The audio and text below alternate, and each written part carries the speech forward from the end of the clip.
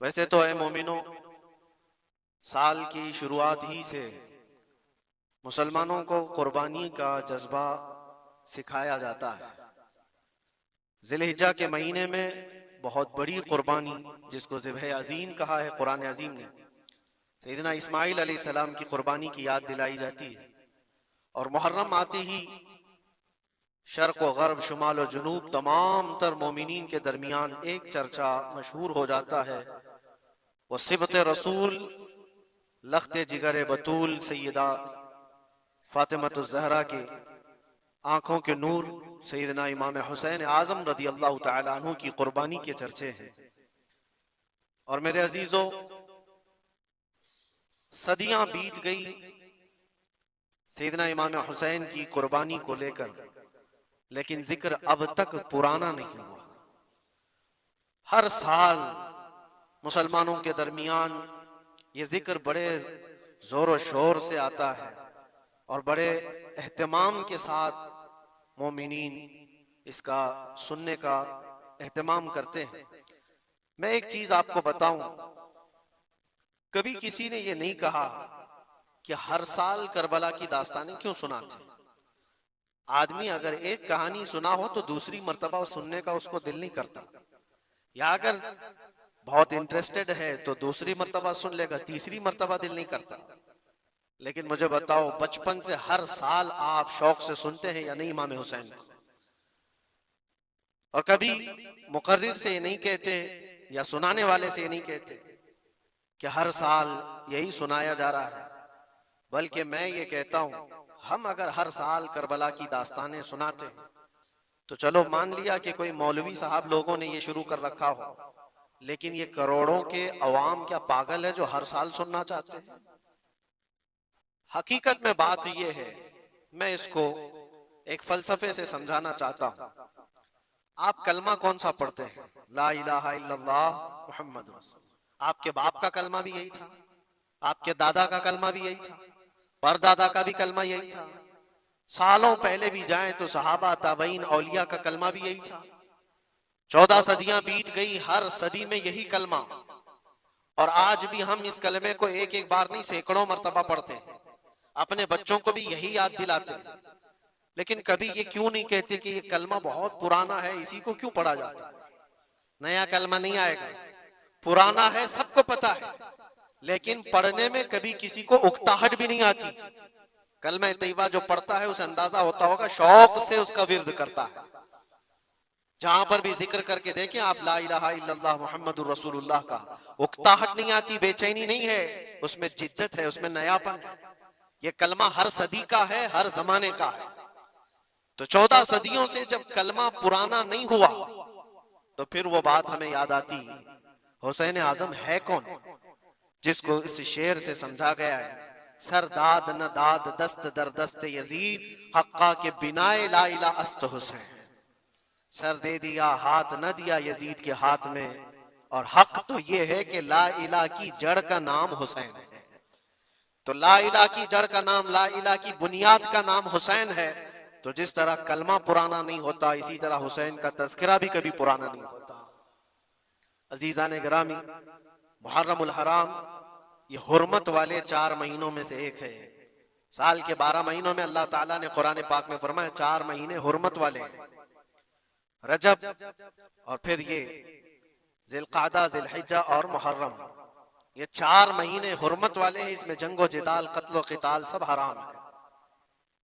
صرف آپس کی بات نہیں کر رہا میں، کسی دوسرے کے ساتھ بھی جو جنگیں ہوتی تھی اس وقت یہ سب حرام ہو جاتی، سب تلواریں نیچے رکھ لیے جاتے حرمت والے مہینوں۔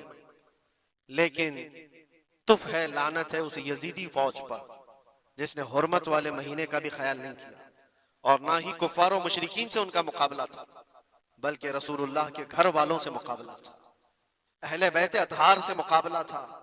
حرمت والے مہینوں کی دھجیاں اڑا دی گئی، کربلا کے اس میدان کو پورا لالا زار کر دیا، اس طرح خون ریز کر دیا گیا، ہر جگہ اہل بیت کے ٹکڑے نظر آتے تھے۔ وہ ایک عظیم سانحہ ہے، ایک عظیم حادثہ ہے جس کو رہتی دنیا تک بھلایا نہیں جا سکتا۔ آج میں تھوڑی باتیں عرض کر کے آپ کے سامنے یہ بات رکھوں گا.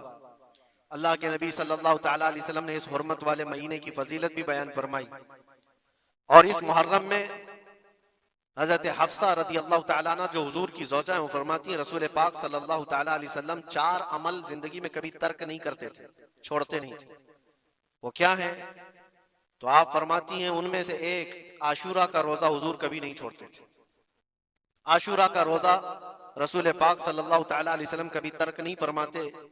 اس کی بڑی فضیلت ہے. یہ عاشورہ کیا ہے؟ 10ویں محرم کے دن کو عاشورہ کہا جاتا ہے.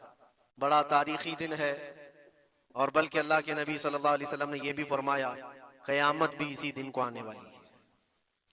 10 محرم الحرام ہوگی اور جمعہ کا دن ہی ہوگا جس دن سور پھونکا جائے گا اور پوری دنیا فنا کر دی جائے گی اور قیامت کا منظر قائم ہو جائے گا.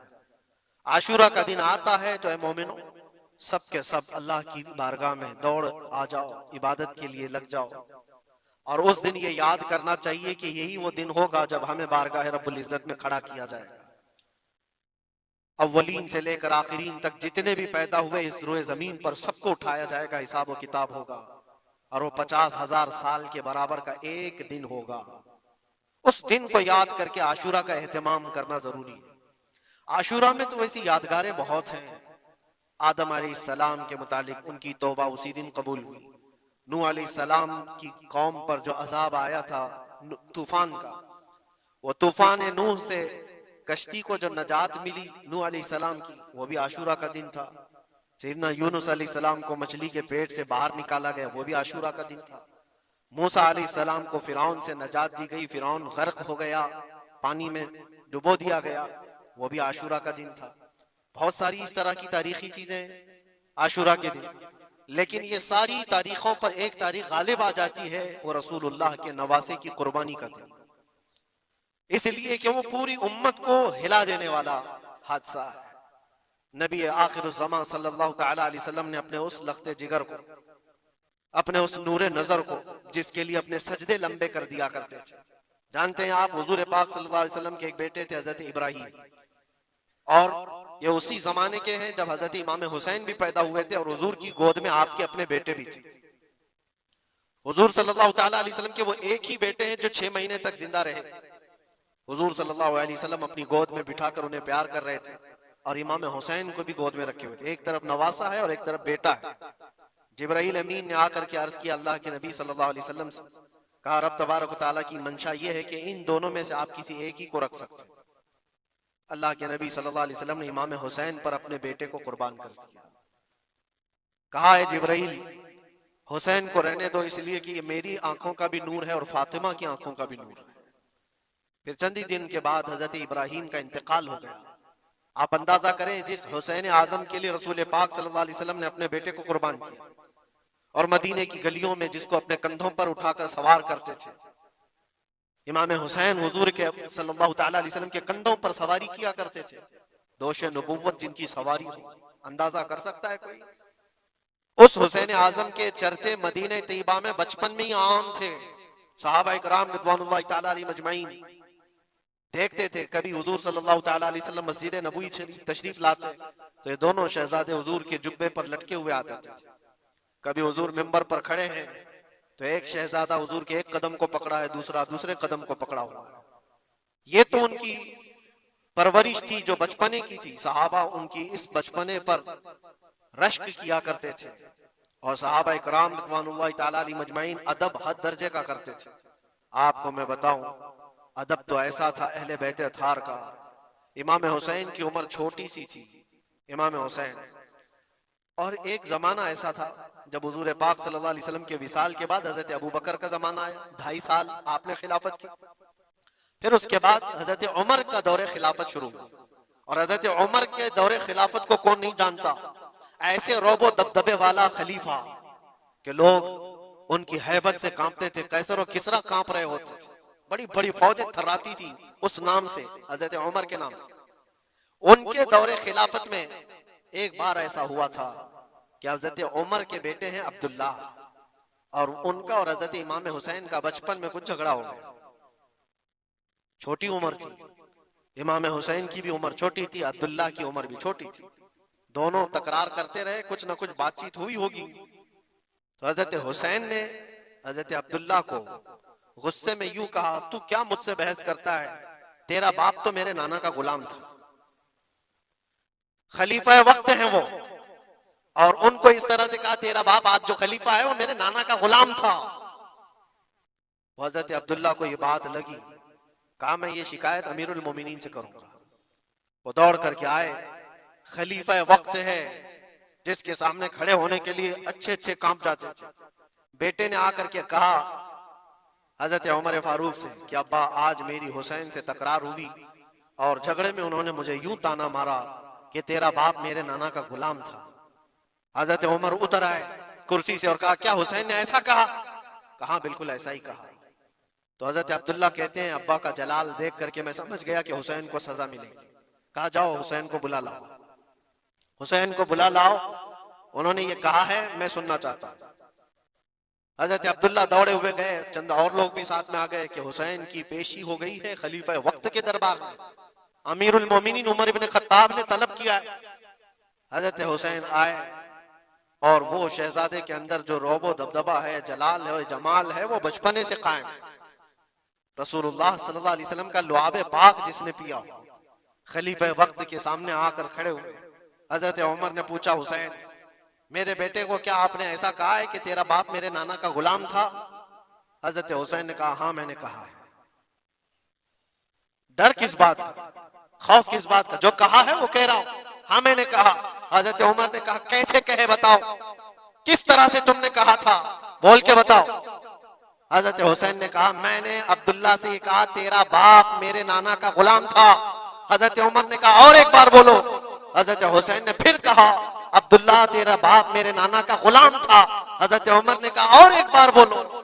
3 بار بولنے کے بعد ان کے دونوں بازو پکڑ کر کے گھٹنے زمین پر ٹیک دیا۔ حضرت امیر المومنین کہتے ہیں میری بخشش کے لیے تمہارے جملے ہی کافی ہو گئے،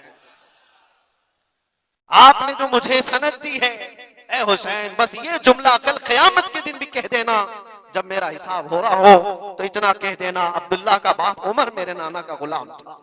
اس لیے کہ رسول کریم صلی اللہ علیہ وسلم نے فرمایا ہے الحسن والحسین سیدہ شباب اہل الجنہ، حسن اور حسین جنتی جوانوں کے سردار ہیں۔ یہ جسے اجازت دے دیں وہ جنت میں چلا جائے گا، جسے یہ کہہ دیں وہ کہ یہ میرے نانا کا غلام ہے۔ مجھے بتاؤ میرے عزیزو، اس حسین اعظم کی بات میں کر رہا ہوں، وقت کا باروب خلیفہ امیر المومنین عمر ابن خطاب جن کے سامنے گھٹنے ٹیک کر کے بیٹھے اور کہے یہ جملہ دوبارہ کہو، ان کا مقام کیا ہو سکتا ہے؟ حد درجے کا ادب صحابہ اکرام کے اندر تھا۔ اور ایک مرتبہ ایسا بھی ہوا تھا، حضرت عمر ممبر پر کھڑے تھے، حضرت امام حسین اپنے گھر سے دوڑتے ہوئے آئے۔ یہ وہ منظر تھا جب انہوں نے اپنے نانا کو ممبر پر خطبہ دیتے ہوئے سنا ہے۔ زمانہ انہوں نے آنکھیں کھولی ہیں حضور کی گود میں، بچپنا پایا ہے رسول اللہ کے گھر میں، اور دیکھا ہے سب سے پہلے خطبہ دیتے ہوئے تو اپنے نانا کو دیکھا تھا، لیکن جب رسول کریم صلی اللہ علیہ وسلم کی وفات ہو گئی تو پورا اندھیرا سا چھایا ہوا تھا۔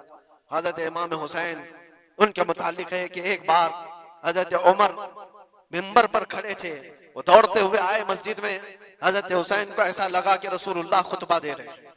وہ یادیں کہاں سے جاتی جو رسول اللہ کو خطبہ دیتے ہوئے دیکھا تھا۔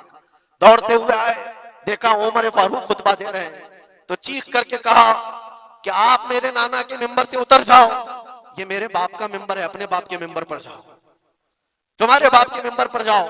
حضرت عمر اتر گئے، یہ نہیں کہ خطبہ قائم رکھا، فوراً اتر آئے اور شہزادے کو پکڑ کر کے رونے لگ گئے۔ سچ کہا ہے حسین، یہ ممبر تو تمہارے گھر کا ہی ہے، یہ ممبر تمہارے باپ کا ہے، تمہارے نانا کا ہے، اور انہوں نے یہ عزت بخشی ہے ہمیں کہ ہم اس ممبر پر کھڑے ہوتے ہیں۔ اگر آپ اجازت دیں تو میں خطبہ دوں، ورنہ میں یہیں بیٹھا رہوں۔ یہ مقام تھا امام حسین کا، بچپنے کی بات کر رہا ہوں۔ پھر انہوں نے کہا آپ خطبہ دیں، حضرت عمر خطبہ دینے لگے۔ عزیزان گرامی، رسول کریم صلی اللہ تعالیٰ علیہ وسلم کے اس عظیم خانوادے کی بات کر رہا ہوں۔ دنیا نے امام حسین کی داستانیں کربلا کی بہت سنائی، اور ہم بھی سناتے رہے اور سنتے بھی رہے۔ وہ تو آخری وقت کی قربانیاں ہیں، جب آپ کی زندگی پاک تمام ہونے کو آئی اس وقت تو کربلا میں پہنچے، لیکن آپ کی ابتدائی زندگی اور آپ کی جوانی، یہ سب معاملات ہر نوجوان کے سامنے ہونا چاہیے. اگر نوجوان آج ہمارا یہ کہتا ہے کہ میرا آئیڈیل حسین ہے، تو اس کو حسین کی زندگی پڑھنا چاہیے. اگر وہ پڑھے گا تو یزیدیوں کی طرح جینا چھوڑ دے گا. جینے کا طریقہ یزیدیوں کی طرح اور نعرے حسین کے ہوں تو یہ زمین و آسمان کا فرق ہے میرے عزیزوں.